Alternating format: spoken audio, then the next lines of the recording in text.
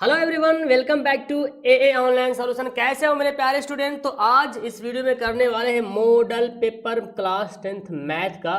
तो अगर आप एग्जाम दे रहे हो मैथ का इस बार, तो ये मॉडल पेपर आपके लिए बहुत ही काफ़ी इंपॉर्टेंट होने वाली है।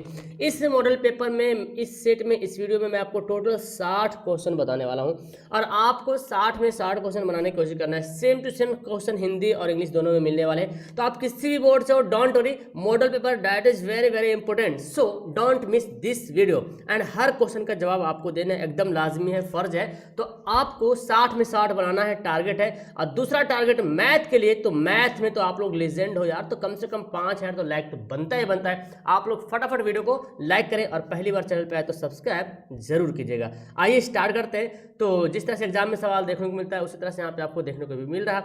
यहाँ पे टोटल आपको फिलहाल 100 में 100 मतलब पूरा का पूरा सवाल बनाना है। सबसे पहला सवाल और सबसे इजी सवाल है ना। देखिए 7/20 का जो दशमलव प्रसार क्या होगा, शांत होगा क्या अशांत होगा। तो 7/20, देखिए 7/20 है।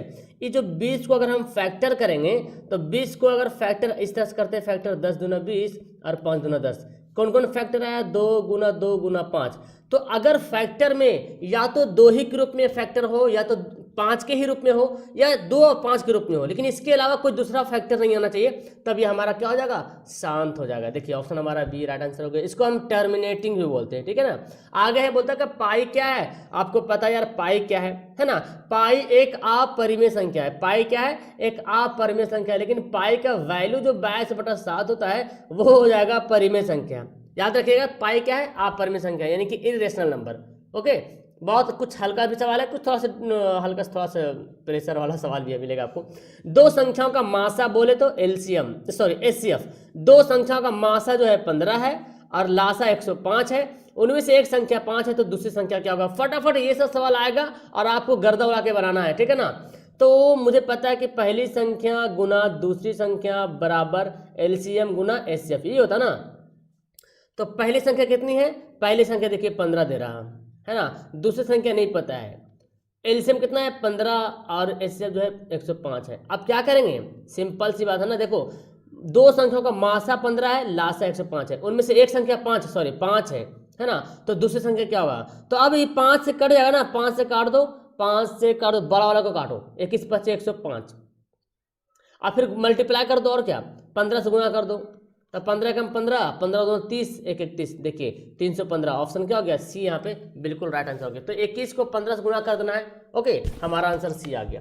देखिए क्या बोलता है, कौन अपरिमेय संख्या है। ये सब सवाल आपके एग्जाम में नंबर बढ़ाने के काम आएंगे। अपरिमेय संख्या कौन है, तो यहाँ पे देखा जा रहा है कि देखो 16 का तो वर्गमूल निकल ही जाएगा, 10 का तो वर्गमूल निकल जाएगा, 36 का भी निकल जाएगा, 64 का भी निकल जाएगा। तो ये 3/5 का जो है वर्गमूल नहीं निकल पाएगा, इसलिए ये क्या हो जाएगा, अपरिमेय संख्या, है ना। फिर देखिए क्या बोलता है, कौन द्विघात समीकरण है। द्विघात समीकरण कौन है। द्विघात समीकरण के लिए क्या नियम है जान लीजिए। द्विघात समीकरण में सबसे बड़ा से बड़ा पावर 2 होना चाहिए। सबसे बड़ा से बड़ा पावर 2 होना चाहिए। 2 से ज्यादा पावर होगा तो द्विघात समीकरण नहीं होगा, ठीक है ना। 2 से ज्यादा पावर होगा तो द्विघात समीकरण नहीं होगा। दूसरी बात है, अगर रूट x से y z जो भी अगर रूट में रहे तो भी द्विघात समीकरण नहीं होगा। तो देखिए पहला वाला ऑप्शन में देखिए ये तो स्क्वायर तो दिख रहा ना, लेकिन देखिए x जो है रूट में है तो द्विघात समीकरण नहीं होगा। यहाँ देखिए सबसे बड़ा घात देखिए 3 है ना, तो ये भी द्विघात समीकरण नहीं होगा। आप यहाँ पे इसको हल करके, अब इसको तो हमको हल करना पड़ेगा। अब देखो इसको हल करेंगे, अगर हम इसको हल करते हैं तो मेरे पास 2x² है। अब इसको जब हल करेंगे, एलसीएम लीजिएगा ना, इसको जब एलसीएम लीजिएगा तो x हो जाएगा एलसीएम 2x² - 1। तो ई जो x से मल्टीप्लाई हो जाएगा जी, है ना। तो 2x पर पावर 3 हो जाएगा। तो देख रहे हैं ना, सबसे बड़ा पावर क्या आ गया, 3 आ गया। तो द्विघात समीकरण तो होगा नहीं। इसको जब हल करो तो आ जाएगा, x से ले लेगा एलसीएम, तो x² + 1 = 2, और 2 से क्या हो जाएगा, मल्टीप्लाई हो जाएगा जी, तो 2x। देखिए अब इस इक्वेशन में देखिए सबसे बड़ा पावर क्या है, 2 ही है। तो हमारा आंसर क्या होगा, डी इसका बिल्कुल राइट आंसर होगा कि डी क्या है, द्विघात समीकरण है। ओके, यहीं पे आपका 6ठा नंबर सवाल लगे ही दिख रहा है। तो इसको काट करके छोटा कीजिए। बोलता क्या है इसका, कि इसका सरलतम रूप क्या है, तो 118/220 है ना, 118/220। अब क्या करना है, इसको काटना है। तो मुझे मैं काटता हूँ, 2 से काटता हूँ, 2 25 10 और है ना, 2 9 सॉरी 128 है यार, मैंने क्या लिख दिया, 118 लिया, इसलिए गलती हो जाएगा। 128 है, तो 188, तो 2 9 18, 2 चौका 8, और 2 एकम 2, 2 एकम 2 0, फिर काटो 2 से, 2 चौक 8, 2 सते 14, 2 पचे 10, 2 पचे 10, 47/55, ऑप्शन नंबर देखिए डी में, 47/55 है ना, ऑप्शन नंबर डी। चलिए नेक्स्ट पढ़ते हैं, द्विघात बहुपद, किसी द्विघात बहुपद के शून्यकों की अधिकतम संख्या कितनी होती है? द्विघात बहुपद के शून्यकों की अधिकतम संख्या, तो द्विघात के मतलब होता है दो घात वाला, है ना, उसमें 2 शून्यक रहेगा। त्रिघात में 3 शून्यक निकलेगा, ठीक है ना, त्रिघात में 3 शून्यक निकलेगा और द्विघात में 2 शून्यक निकलता है। आगे क्या बोलता है, किसी पूर्णांक p के लिए विषम संख्या का रूप क्या होगा? विषम संख्या का रूप, है ना, किसी पूर्णांक p के लिए विषम संख्या का रूप क्या होगा? मतलब केवल विषम संख्या ही आए उसको बोला गया, ठीक है ना, केवल विषम संख्या आया। देखिए अगर आप इस p के जगह पे कोई वैल्यू बैठाइए, 2 गुना 1 तो 2 आ गया, 2 गुना 3 तो 6 आ रहा, इस सम संख्या आ रहा ना, ये तो होगा नहीं। अच्छा p के जगह पे हम कुछ भी बैठा सकते हैं, p के लिए विषम संख्या, p के जगह पे 1 बैठाएंगे तो 1 देखो विषम है, 2 बैठाएंगे तो 2 सम हो गया, 3 बैठाएंगे विषम हो जाएगा, 4 बैठाएंगे सम हो जाएगा। अच्छा यहाँ देखते हैं, यहाँ पे हम क्या देख रहे हैं, अगर यहाँ पे हम बैठाते कोई भी वैल्यू, p की जगह पे 1 बैठाते हैं, यहाँ पे 1 1 1 2 होगा। अगर p की जगह पे हम 2 बैठाते हैं, 2 + 1 तो क्या आ गया, 3 आ गया। तो यहाँ पे कभी सम कभी विषम, यहाँ बोला के लिए विषम संख्या है। अब जब इसमें अगर पुट करो तो 2, इसमें पुट करते हैं, 2 गुना p की जगह पे 1 लिखते हैं +1, तो 2 एकम 2 कितना हो गया, 3 हो गया। अब p की जगह पे कुछ और बैठाओ, कुछ भी वैल्यू बैठाओ, p की जगह पे कुछ भी वैल्यू बैठाओ, इसमें हमारा हमेशा विषम संख्या आएगा। देखिए हम p की जगह बैठाते हैं 4 + 1, तो 4 दूना 8 1 9, p की जगह बैठाइए 5, 5 दूना 10 1 11, देख रहे हैं ना, तो कुछ भी वैल्यू बैठा रहे हैं, क्या हो रहा, ये विषम संख्या ही आ रहा, तो हमारा आंसर क्या हो जाएगा, ए वाला राइट आंसर हो गया, ठीक है ना। तो यहाँ क्वेश्चन भी छोटा छोटा दिख रहा है, एक ही लाइन में सारा कुछ हटा दिया है ऑब्जेक्ट ऑप्शन में। चलिए ये देखिए सवाल, किसी वृत्त केंद्र O, किसी O केंद्र वाले वृत्त के बाह्य बिंदु P से वृत्त पर 2 स्पर्श रेखाएं खींची गई है। आपको पता होता है कि किसी वृत्त से A बाहरी बिंदु पर सिर्फ 2 ही स्पर्श रेखाएं खींची जा सकती है और दोनों स्पर्श रेखाओं की लंबाई क्या होती है, बराबर होती है। तो बोलता है PS, है ना, PR और PS, RS करते हैं, PR PS खोला खींच दिया, तो PR बोलता 8 है, अगर PR 8 है तो PS क्या होगा, तो जितना ये है उतना ही होगा, है ना, ऊपर वाला 8 है तो नीचे वाला भी 8 ही होने वाला है। चलिए आगे देखिए सवाल बोलता है, क्या बोलता है, ये त्रिघात बहुपद दे दिया गया है, ठीक है ना, अब बोलता है alpha beta, beta gamma, gamma alpha का फार्मूला क्या होगा, तो इसका फार्मूला याद रखिए C/A, मतलब अगर फार्मूला याद है तो आप आराम से बना सकते हैं C/A, ठीक है ना। तो हमारा आंसर क्या होगा, ऑप्शन नंबर सी हो गया। देखिए कभी कभी alpha plus beta plus gamma, इसका फार्मूला क्या होता है, -B/A, जैसे अल्फा प्लस बीटा कैसे होता है वैसे ही होता है। अगर अल्फा बीटा गामा दे देगा तो -D/A, ये तीनों फार्मूला बहुत ही इंपॉर्टेंट है डियर। देखिए दो रेखीय समीकरण के आलेख समांतर हो, आलेख क्या हो, समांतर, मतलब ग्राफ जो है पैरेलल बनेगा, तो क्या होगा, जब पैरेलल बनेगा तो कहीं तो कट ही नहीं करेगा, कहीं तो कटेगा ही नहीं, तो इसका कोई हल नहीं होगा ना, कोई हल नहीं, नो सॉल्यूशन, है ना जी, नो सॉल्यूशन।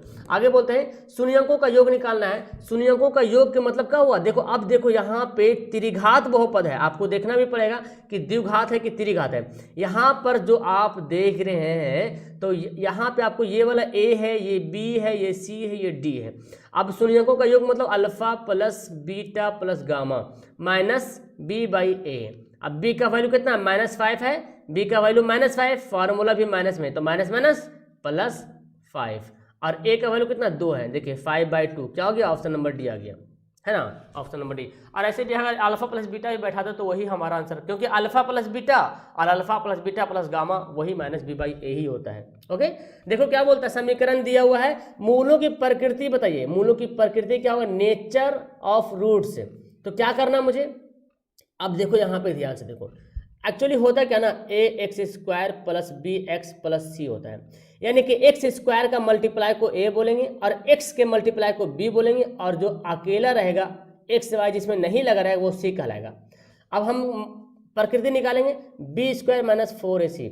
अब देखो भाई यहाँ पे b कौन है सर, तो यहाँ पे स्क्वायर x² वाला तो है लेकिन x वाला नहीं है ना, नहीं है ना, मतलब ये हो रहा कि यहाँ पर a जो है 9 है ना, a कितना है 9 है, और b कितना है, b तो है ही नहीं यहाँ पे, बी तो इसमें नहीं है ना, क्योंकि एक्स का गुना को बी बोलेंगे, एक्स को जिससे एक्स से मल्टीप्लाई होगा उसको बोलेंगे बी। यहाँ पे तो एक्स है ही नहीं, एक्स स्क्वायर के मल्टीप्लाई को ए बोलेंगे और एक्स के मल्टीप्लाई को बी बोलेंगे, तो बी तो है नहीं, सी हो गया -1। अब देखो तो बी क्या हो गया 0, 4 इंटू ए का वैल्यू कितना 9, 80 का वैल्यू -1, तो देखो माइनस माइनस प्लस 9 चौक 36। अब 36 क्या आ गया, 36 आ गया प्लस में, इसका मतलब डी जो है 0 से क्या है, बड़ा है ना जी। डी का वैल्यू 0 से बड़ा है, जब डी का वैल्यू 0 से बड़ा होता है तो क्या होता है, वास्तविक तो होता है लेकिन असमान होता है ना, वास्तविक तो होता है लेकिन असमान होता है, रियल एंड अनइक्वल। लेकिन जब 0 के बराबर आ जाएगा तो वास्तविक और समान होगा। क्लियर है। अब देखिए सवाल, ए बी सी और पी क्यू आर समरूप त्रिभुज है। समरूप त्रिभुज, समरूप त्रिभुज बोलते हैं जिसके सभी कोण भुजा सब बराबर, सेम टू सेम, मतलब सेम साइज का, समझो A B C P Q R हो गया। बोलता है ए वाला जो है ये 42 डिग्री है और जो आर वाला है ना, आर कोण आर जो है वो 80 डिग्री है, तो बी वाला निकालिए भुजा, बी का निकालना है, कौन बी कौन बी निकालना है। तो आपको पता है जब समरूप त्रिभुज जब समरूप हो गया है, इसका मतलब ये है, इसका मतलब ये हो गया कि जितना कोण ए वाला है, जितना कोण ए वाला है उतने ही कोण क्या होगा, पी वाला होगा।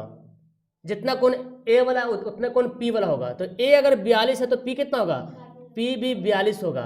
ओके, जितना कोण, अब देखो 85 जब ये हो गया ना, ये कितना हो गया, ये वाला कोण कितना है, ये वाला 80, सॉरी हाँ 80 है, आर वाला कोण 80 है, तो ये वाला कोण क्या होगा, जब ये आर 80 है तो सी वाला भी क्या होगा, 80 होगा, है ना जी। ये दोनों क्या है, समरूप है, तो ये वाला भी 80 हो गया।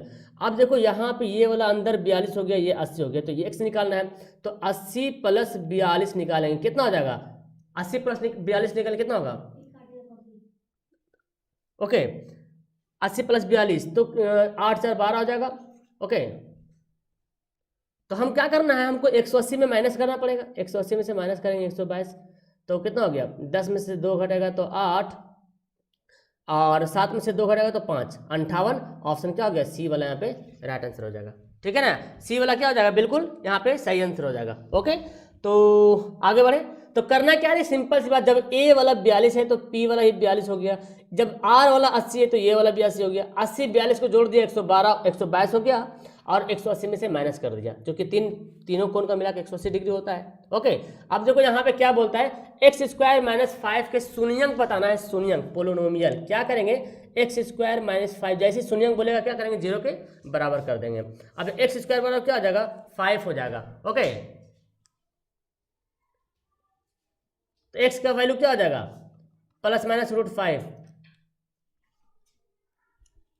तो हमारा आंसर क्या होगा, एक रूट प्लस में एक रूट माइनस में, है ना, एक √5 प्लस में एक √5 माइनस में। ओके, चलिए आगे देखिए, यहाँ पे 16 नंबर सवाल बोलता है, समीकरण दिया हुआ है और बोलता है कि अद्वितीय हल, अद्वितीय हल का मतलब हुआ जिसका दूसरा हल ना हो, मतलब केवल एक हल हो, तो के का वैल्यू क्या होगा। अद्वितीय हल कब होता है, जब a1/a2 not equal to b1/b2 होता है, तभी तो बोलते हैं अद्वितीय हल।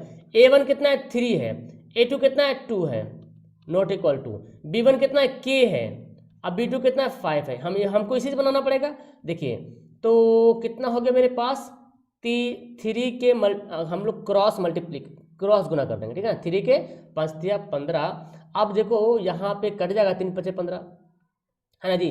3 मैंने सही लिखा कि नहीं लिखा यार, a1 2 है, a1 3 है, a2 ठीक है, a1 3 है और a2 2 है, अब b1 k है और b2 5 है, तो यहाँ पे 2 के हो जाएगा, तो 5 तिया 15, के बराबर क्या हो जाएगा, के नॉट इक्वल टू 15/2, 15/2। देखिए ऑप्शन नंबर ए हो गया हमारा राइट आंसर। ओके, अब देखिए बोलता है क्या, कौन समांतर श्रेणी में, इसको पहचानिए कि अर्थमेटिक प्रोग्रेशन में कौन है। हमको पता है समांतर श्रेणी में कौन होता है, जिसका सार में अंतर बराबर होता है, जिसका कॉमन डिफरेंस जो है बराबर होता है। अब इन दोनों को अगर घटाओगे ना तो कॉमन डिफरेंस अलग अलग आएगा, तो ये तो कभी होगा नहीं। इसको देखो, डिफरेंस देखो, 1 से कितना बढ़ा, 10, अब देखो 10 से कितना बढ़ गया, ऐसे आंसर नहीं होगा। अच्छा देखो 2 से कितना बढ़ा, 2 बढ़ा, देखो फिर 4 से 4 बढ़ गया, यहाँ पे 2 का डिफरेंट, यहाँ पे 4 का डिफरेंट, यहाँ पे 8 का डिफरेंट बराबर होना चाहिए तभी होगा, तो जाहिर सी बात ऑप्शन डी होगा। घटा के देख लेते हैं, -4 में से 0 घटाएंगे, क्या आएगा, -4 आएगा। अच्छा -8 में से -4 घटाते हैं, -8 में से -4 घटाते हैं, तो क्या हो गया, -8 प्लस 4, तो कितना आ गया -4 बचेगा। तो मतलब पता चल रहा है डी हमारा राइट आंसर हो गया। ओके, देखिए बोलता किस क्वाड्रेंट में है, किस पाद में है जी, माइनस, दोनों माइनस माइनस, जब दोनों माइनस में हो तो क्या होगा, तृतीय पाद में है ना, थर्ड क्वाड्रेंट में होगा, ठीक है ना। देखो बोलता क्या, किसी समांतर श्रेणी के लिए सूत्र कौन सा सही सूत्र है, समांतर श्रेणी का योग निकालने वाला सूत्र यहाँ पे दिया हुआ है। तो एक तो हम जानते हैं n/2 into 2a plus n-1 into 2, यही हमारा राइट आंसर होगा।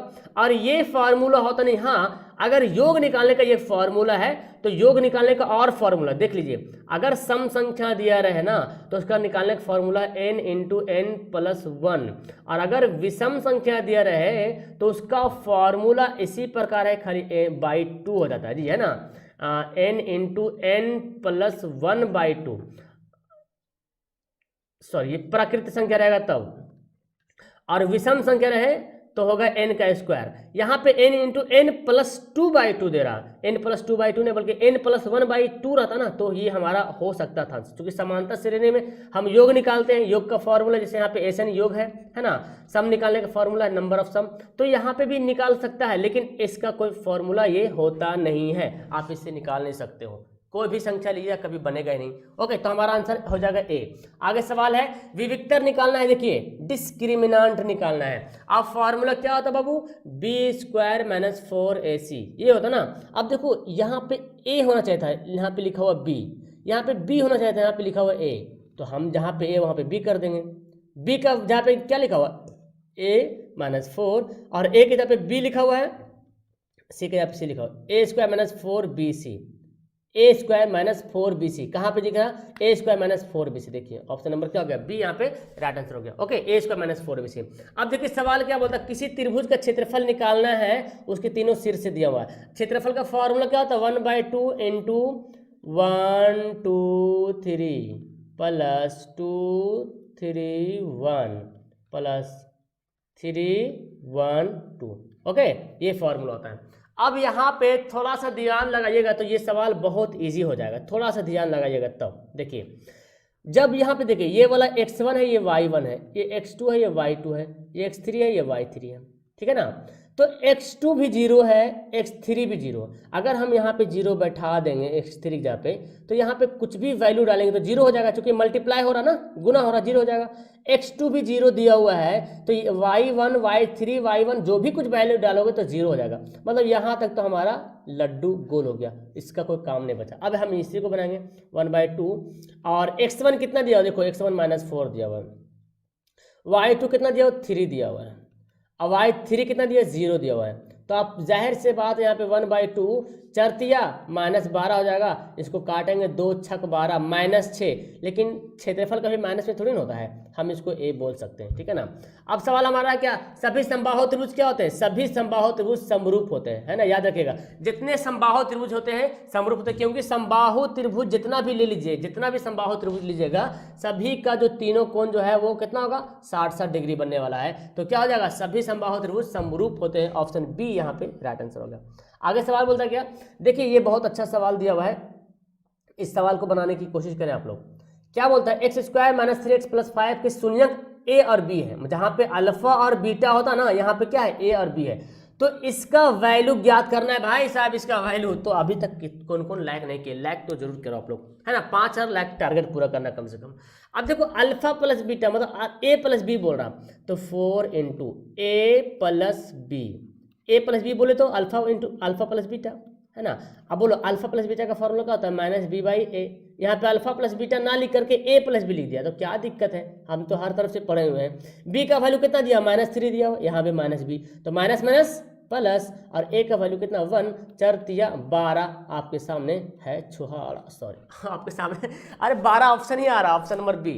ओके, तो यहाँ पे ठीक है, ठीक है, चलिए आगे बढ़ते हैं। देख क्या बोलता है, कौन 24 पदों का योग निकालिए। लो भाई, अब क्या निकालना है, योग निकालना है, तो हमको एसएन का फॉर्मूला यूज करना पड़ेगा, एसएन वाला। यहाँ पे अगर हम मैं लिखता हूँ तो क्या आपको दिख जाएगा, मैं भी देख लेता हूँ, बिल्कुल दिखेगा। तो हम यहाँ पे चलो यहीं पे लिखते हैं ना, फिर मिटा देंगे। एसएन का फॉर्मूला क्या था, अभी एसएन का फॉर्मूला कर रहे थे क्या, n/2 अच्छा 24 पदों का योग, आखिरी पद कितना दिया 24, आखिरी पद नहीं दिया, हमको निकालना पड़ेगा। तो पहले हमको एन भी निकालिए, थोड़ा लॉन्ग थोड़ा बनेगा, ठीक है ना। इसलिए आप देखिए क्या बनाते हैं, आप लोग आंसर बताइए। तो पहले हम क्या, पहले एन का वैल्यू निकालेंगे, एन कितना है ना। तो एन कैसे निकालेंगे, टी एन निकालेंगे, A plus N minus one into D. तो ए का वैल्यू कितना है 5 ए होता है, और एन माइनस वन, और डी कितना है, इसका डिफरेंस देखिए तो 3 का डिफरेंस है ना। तो मेरे पास क्या आ गया 5, और आखिरी पद ना 24 पदों का, अच्छा 24 तो दे रहा ना, ठीक है। एन का वैल्यू 24 है ना, 24 में से घटेगा 23 गुना 3, तो कितना हो गया 5 प्लस 23 69। तो एन का वैल्यू तो बहुत ज़्यादा हो रहा जी, सॉरी एन का वैल्यू तो दिया हुआ है, इतना वैल्यू क्यों कर रहे हैं, ठीक है। एन का वैल्यू दिया हुआ है तो मैं डायरेक्ट एस एन का फॉर्मूला निकालूंगा। 24 पदों मतलब एन दिया हुआ है, तो एस एन डायरेक्ट निकाल लेते हैं, है ना। एस एन बराबर n/2 इंटू 2a प्लस, है ना, n minus one into D. Okay, अब n का वैल्यू कितना 24 है ना, तो 24/2, और ये क्या हो गया 2, a के जगह पे कितना लिखेंगे 5 प्लस 24 माइनस से कितना हो जाएगा 23, और d का वैल्यू कितना 3। तो यहाँ पे 12 आ गया कट के, और 5 दूना 10, और 24 23 69, देखो तो 12 और 69 10 कितना हो गया 79, गुना हो जाएगा 12 9 108, गुना कर दो। तो हम अगर हम 112 9 108 के 8 हो जाएगा, बचेगा 10 79, है ना 900। हाँ, तो हमारा आंसर आ जाएगा 948, दिख रहा है, ऑप्शन भी दिख रहा है, ऑप्शन नंबर सी बिल्कुल राइट आंसर हो गया। ओके, चलिए देखिए क्या बोलता है, 5 की दूरी मूल बिंदु से निकालिए, मतलब मूल बिंदु की दूरी निकालना है x square plus y square, है ना। तो x का वैल्यू 5 है, y का वैल्यू 5 है, तो 5 का स्क्वायर 25, 5 का स्क्वायर तो 25 प्लस 25 कितना हो गया √50 हो गया, है ना, √50, और 50 को जब तोड़ेंगे तो देखिए 25 25 25 दूना 50, ऑप्शन नंबर सी यहाँ पे राइट आंसर हो गया 25 वाला सवाल का। 26 सवाल देखिए, ए बी सी दिया हुआ है, ए बी सी में ए बी 13 है, बी सी 12 है, तथा ए सी 5 सेंटीमीटर हो, तो क्या होगा, तो कब होगा, ये कब होगा, ये ऐसा कब होगा जब हमको यहाँ पे सबसे बड़ा कौन है ए बी 13 है, मतलब ए बी यहाँ पे 13 होगा, ये वाला 13 होगा, और बी सी जो है 12 होगा, ये 5 होगा। ऐसा कब होगा जब ये 90 डिग्री वाला कोण रहेगा। तो समबाहु समकोण त्रिभुज में ऐसा होता है, क्योंकि ये देखो त्रिकोणमितीय अनुपात है, सॉरी पाइथागोरियत्रिक अनुपात हो, पाइथागोरीय जो त्रिक है ना उसका अनुपात है। 13 अगर कर्ण है, 13 का होल 13 का स्क्वायर अगर कर्ण करेंगे, 13 का स्क्वायर बराबर 12 का स्क्वायर प्लस 5 का स्क्वायर बराबर आने वाला है। ओके, तो ये 90 डिग्री में तो ऐसा होता है ना। देखिए कोटि निकालना है, कोटि ऑर्डिनेट है ना, तो ये x है 6 से और 10 दिया ना, तो 6 को x से बोलेंगे, ये वाला y, तो y को कोटि बोलते हैं और x को बोलते हैं भुज। तो कोटि कितना हो गया 10 हो गया। देखिए क्या बोलता है, दो समरूप त्रिभुज की संगत भुजाएं दिया 4:9, क्षेत्रफल का अनुपात क्या होगा, भुजा का अनुपात दे रहा 4:9, है ना, तो क्षेत्रफल का अनुपात क्या होगा, स्क्वायर कर देंगे, 4 का स्क्वायर 16, 9 का स्क्वायर 81, 4, हाँ हो गया ना, ऑप्शन हमारा बी राइट आंसर हो जाएगा। आगे बोलता क्या, बीच की दूरी निकालिए, क्या फार्मूला होता है, x1 माइनस x2 का whole square plus y1 minus y2 का होल स्क्वायर का ओवर रूट।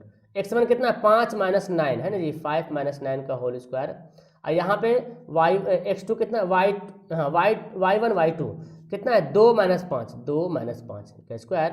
तो ये सवाल बहुत इंपॉर्टेंट है, आपको मॉडल पेपर जितना भी मैं मैथ का सवाल ला रहा हूँ ना, एक दिन बाद करके मैथ का क्वेश्चन डेली ला रहा हूँ, तो इसको एकदम जरूर कंप्लीट कर लो ताकि मैथ आपका स्ट्रॉन्ग हो जाएगा। देखिए 9 में से 5 घटेगा तो -4 बचेगा, और यहाँ पे कितना बचेगा -3 बचेगा, तो 4 चौक 16, 3 तिया 9, कितना हो गया 25, और 25 का वर्गमूल कितना होगा 5 होगा, option number D right answer हो जाएगा, ठीक है ना।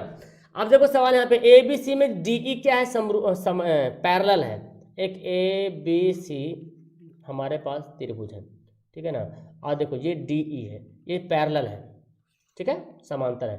ए डी बटा डी बी, ए डी दिया है 3, डी बी दिया 4, और ए सी दिया 15, पूरा ए सी दिया कितना 15, तो ए ही निकालने बोल रहा है, ये वाला ए ही। अच्छा ए सी 15 दिया है, तो आपके पास ए बी कितना हो सकता है बताओ, तो ए बी हो जाएगा 4 3 7 हो जाएगा, है ना, तो हम इसको लिख सकते हैं ए बी बटे ए डी।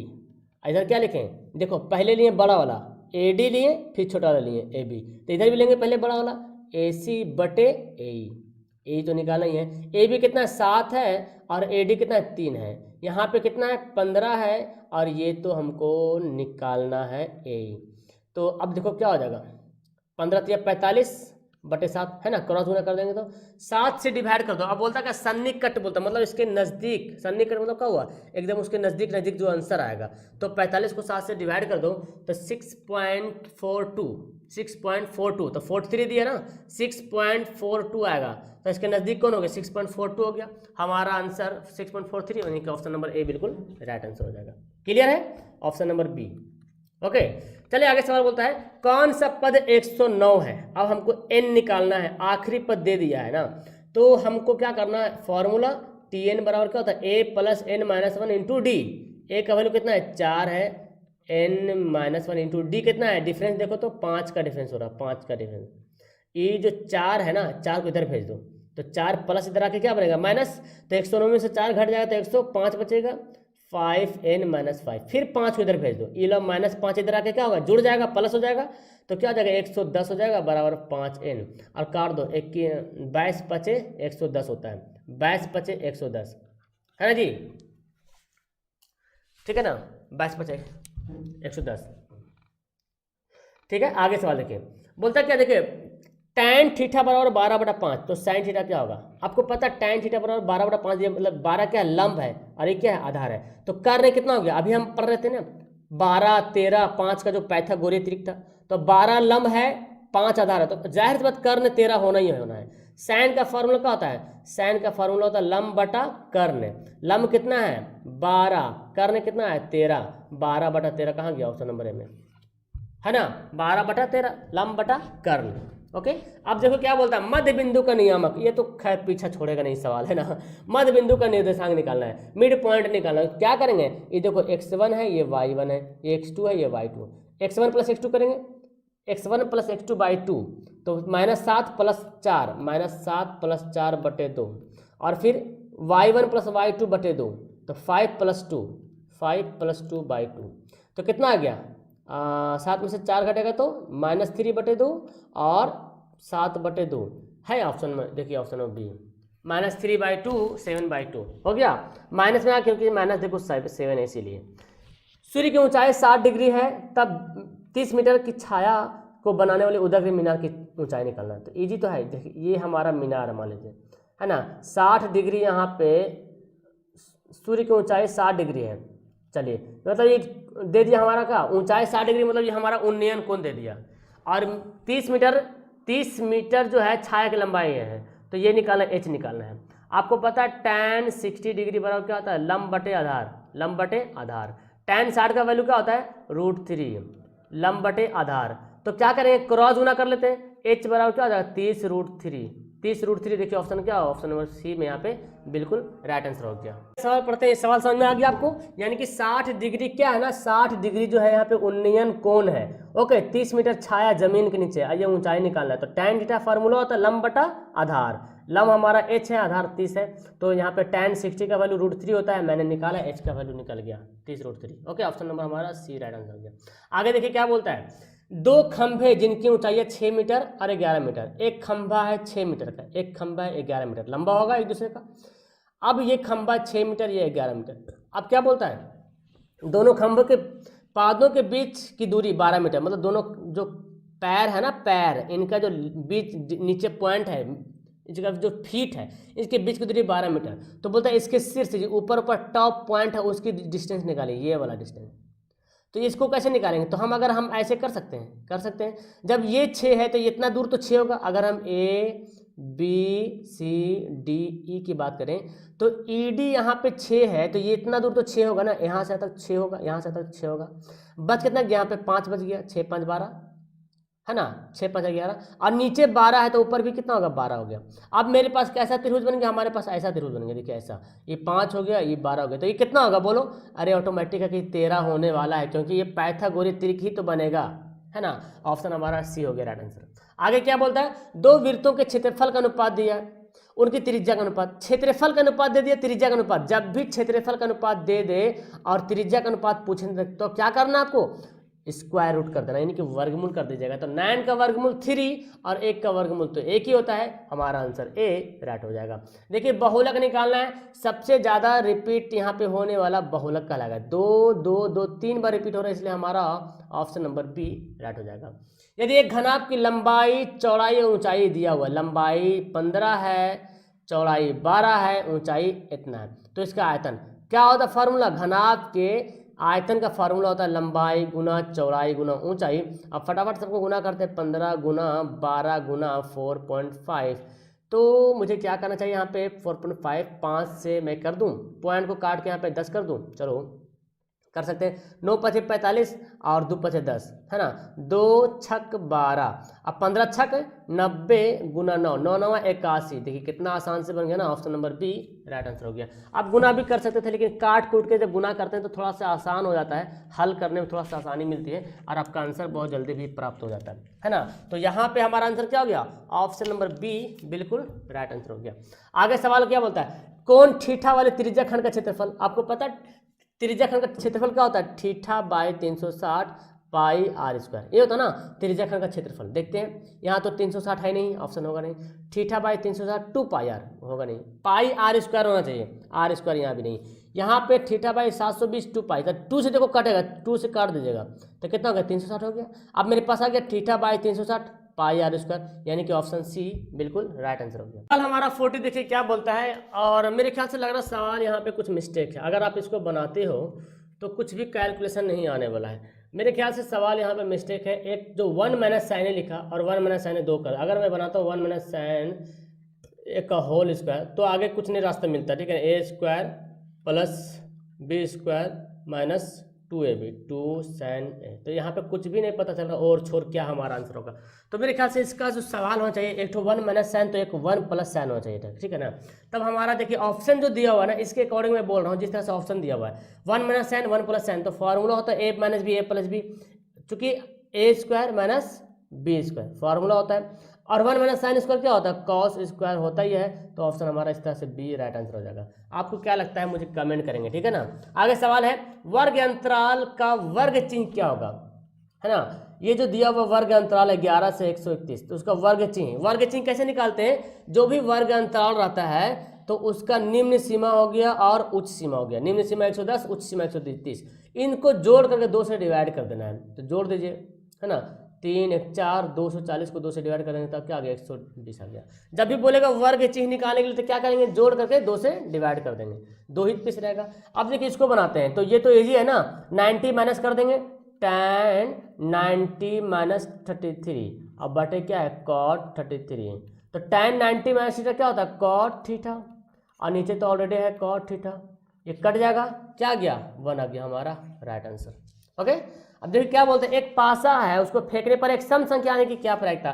पासा को फेंकेंगे तो सम संख्या कौन कौन आ सकता है? तो पहले फेंकते हैं 1 2 3 4 5 6, यहाँ पे 2 जो है सम संख्या है, 4 सम संख्या, 6 सम संख्या। तो सम संख्या कौन कौन कितना पीस है? 3 पीस जो है सम संख्या आने की संभावना है, लेकिन टोटल जो संख्या है वो 6 है। तो इस तरह काटोगे तो क्या आएगा? 1/2 आ जाएगा, है ना जी।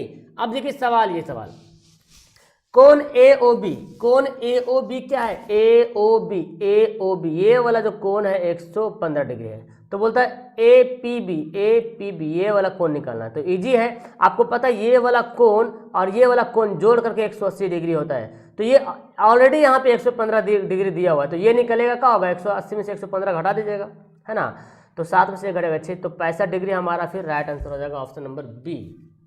क्लियर है? 65 डिग्री। ओके, याद रखेंगे दोनों तरफ का जोड़ के 180 डिग्री होता है। देखिए ये सवाल इजी है, यहाँ पे आपने पढ़ा है, कभी कभी यहाँ पे सवाल 9 भी दिया रहता है। एनसीईआरटी में सवाल जो यहाँ पे 5 की जगह पे 9 लिखा हुआ है, तो 5 को ले लेंगे कॉमन, सेक स्क्वायर ए माइनस tan स्क्वायर ए। अब आपको पता है सेक स्क्वायर ए माइनस tan स्क्वायर ए क्या होता है? 1 होता है, तो 5 एकम 5, ऑप्शन नंबर ए राइट हो जाएगा। क्या बोलता है? एक निश्चित घटना की प्रायिकता क्या हो सकती है? निश्चित घटना जो एकदम श्योर है, घटना तो चाहे कुछ भी हो जाए लेकिन निश्चित घटना घटेगी, ऑप्शन नंबर डी। जैसे कि अगर हम एक सिक्का को उछालते हैं तो जाहिर सिंपल सी बात है, हेड या तो टेल एकदम कंफर्म है, ये दोनों में से कोई आना ही आना है, या तो हेड आएगा या तो टेल आएगा। ऐसा नहीं तो ऐसा तो नहीं सिर्फ हेड ही आए या सिर्फ टेल ही आए, हेड या टेल एकदम कंफर्म है आएगा ही आएगा। निश्चित घटना की प्रायिकता 1/1 होता है, ठीक है ना। आगे बोलता है cos 30 डिग्री जो किसके बराबर है, cos 30 का वैल्यू कितना होता है, √3/2 होता है। अब देखते हैं cos 45 का वैल्यू तो अलग होता है 1/√2 होता है, tan 30 का वैल्यू 1/√3 होता है, cos 60 का वैल्यू तो 1/2 होता है, sin 60 का वैल्यू √3/2 होता है। तो यही तो हमारा राइट आंसर हो गया, है ना जी, बी वाला जो हो गया बिल्कुल राइट आंसर हो गया। क्या बोलता है, कौन केंद्रीय प्रवृत्ति की माप नहीं है, याद कर लीजिए, which of the following is not a measure of central tendency, तो मानक विचलन हो जाएगा, ठीक है ना। केंद्रीय प्रवृत्ति के माप को नहीं, मानक विचलन। आगे है, देखिए इसको बनाते हैं, sine square into cosec square theta का वैल्यू क्या होगा, है ना मजेदार का सवाल। तो सवाल थोड़ा घुमा करके आगे पीछे किया है, चेंजिंग किया है। साइन स्क्वायर को मैं 2 बार लिख सकता हूँ, जो साइन स्क्वायर है तो हम sine theta into sine theta लिख सकते हैं 2 बार, क्योंकि यार स्क्वायर का मतलब तो वही होता है ना जो 2 बार मल्टीप्लाई हो। अब आपको फॉर्मूला पता है कि sine theta into cosec theta बराबर क्या होता है, 1 होता है।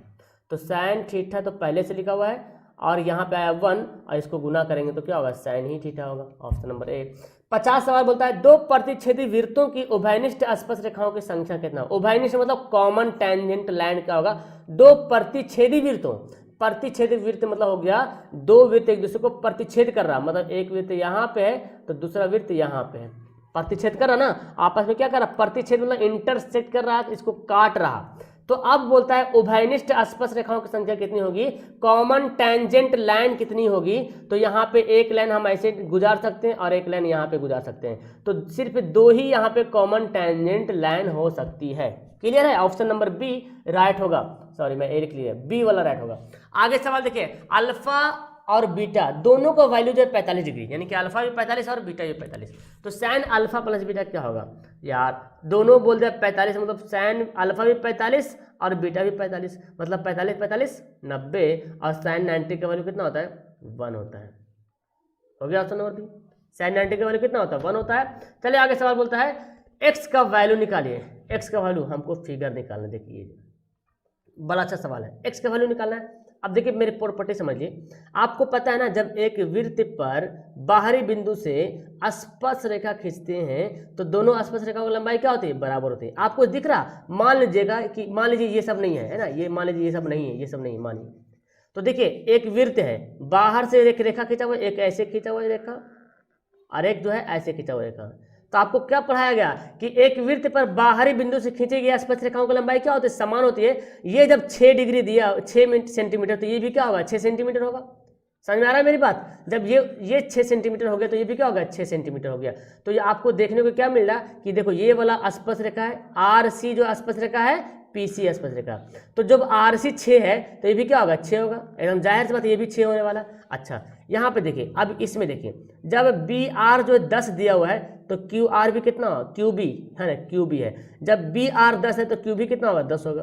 और टोटल यहाँ पे 20 दे रहा है, AB टोटल 20 है और ये पहले से 10 हो चुका है, तब तो 10 ही नहीं बचेगा, ये वाला AQ तो 10 बचेगा, क्योंकि यहाँ से यहाँ तक तो 10 हमको पता चल गया इसके अकॉर्डिंग, है ना। तो अभी क्या बचा, 10 बचा। अब ये जब 10 है तो ये भी क्या होगा, ये भी हो जाएगा 10 और 10 और 6 16, option number B right answer हो गया। ओके, आगे सवाल, शंकु के आधार का व्यास दिया हुआ है 10 सेंटीमीटर, डी दे रहा है 10 सेंटीमीटर, तो त्रिज्या कितना होगा, 5 सेंटीमीटर। ऊंचाई दे रहा कितना, 12 सेंटीमीटर। शंकु का आयतन निकालिए। फॉर्मूला क्या होता है बाबू, 1/3 पाई R स्क्वायर H। 1/3 पाई में दे रहा है भाई तो शुक्रिया है ना। R का वैल्यू कितना है, 12, सॉरी H है ना, R का वैल्यू 5 है, तो 5 के स्क्वायर बोले तो 25 में कर देता हूँ, और H कितना है, 12 है। देखिए 4 तिया 12, तो 25 चौक 100 पाई। ये बहुत आसान सवाल था, है ना, इजी लग रहा सवाल कि नहीं। चलिए आगे बढ़ते हैं। यदि वर्ग का विकर्ण देखे दे दिया, वर्ग का विकर्ण जो है 16√2, सवाल कुछ सवाल यहाँ पे बहुत अच्छे सवाल दिया हुआ है, एकदम सिलेक्टेड क्वेश्चन, बहुत मस्त वाला सवाल दिया हुआ है ना।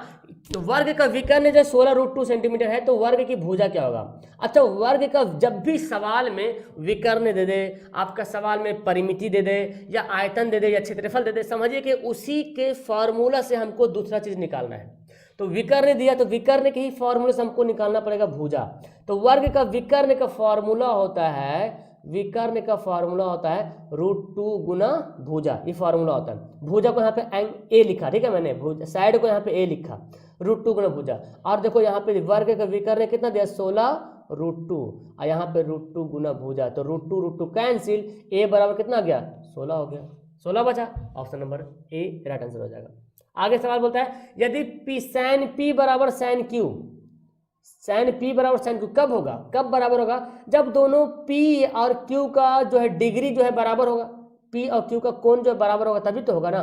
तो जाहिर सी बात दोनों बराबर होगा, यानी कि दोनों 45 डिग्री होता है। आपको पता है साइन 45 वैल्यू 1/2 और साइन क्यू बोले तो बराबर कब होगा, जब दोनों का कोण जो है बराबर होगा तभी तो होगा दोनों का वैल्यू बराबर। तो मतलब क्या हो रहा है, दोनों आपस में क्या है बराबर है। आगे क्या बोलता है, आर त्रिज्या है, एच ऊंचाई है, बेलन के वक्र पृष्ठ का क्षेत्रफल देखिए 2πr/h। अगर आपने फॉर्मूला याद किया होगा तो एक नंबर एकदम फ्री फोकट में आपको मिली होगा, एकदम फ्री में मंगनी में मिली होगा, कुछ नहीं करना पड़ा होगा, है ना।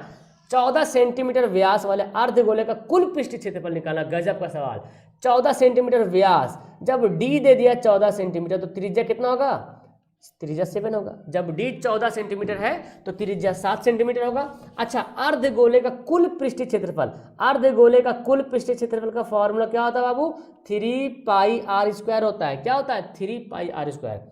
कुल बोलेगा तब, अब खाली कुल नहीं बोलेगा ना तो 2πr² होगा, कुल बोल दिया इसलिए 3πr²। तो 3 लिखेंगे, पाई को पाई रहने दो क्योंकि ऑप्शन में पाई में दिया हुआ है। आर का वैल्यू कितना 7, तो 7 का स्क्वायर 7 7 49, 49 दिया, देखिए 9 तिया 27 और 4 तिया 12 13, 9 तिया 27 13, 2 बाकी ना 14, सॉरी, है ना। तो 147 पाई कितना आ गया 147, ऑप्शन नंबर ए हो गया राइट आंसर। ओके, आगे क्या होता है, देखिए cos 90 माइनस थीटा, तो ये तो बहुत इजी, cos 90 माइनस थीटा क्या होता है साइन थीटा हो गया, ऑप्शन नंबर ए बी वाला राइट हो गया। आगे देखिए क्या बोलता है, QR/PR, देखिए ध्यान से देखिए QR/PQ, हमको क्या निकालना है, QR/PQ, ये है ना, देखिए QR/PQ, QR/PQ। अब देखिए QR, तो QR कौन होगा, QR नीचे वाला है ना, नीचे वाला, यानी कि ये है क्या आधार है, ये बेस है, और PQ क्या है यहाँ पे अल्फा कौन दिया हुआ, अल्फा के अकॉर्डिंग निकालना है, क्योंकि देखो सब अल्फा में दे रहा है, tan अल्फा sin अल्फा, और यहाँ पे क्या है ये लंब है। आप बताओ ये आधार बटा लंब किसमें, क्योंकि ये क्या है, ये है आधार और ये क्या है लंब है, QR जो आधार है और PQ क्या है लंब है। आधार बटा लंब किसमें होता है, आपको पता है नहीं पता, देखिए लाल का ये formula, sin cos tan cosec sec cot, आधार बटा लंब है ना, A for Aadhaar L for लंब, आधार बटा लंब। तो आधार कौन हो गया, ये हो गया, किस में आता है, ये कॉट में आ रहा, हमारा ऑप्शन नंबर बी हो जाएगा।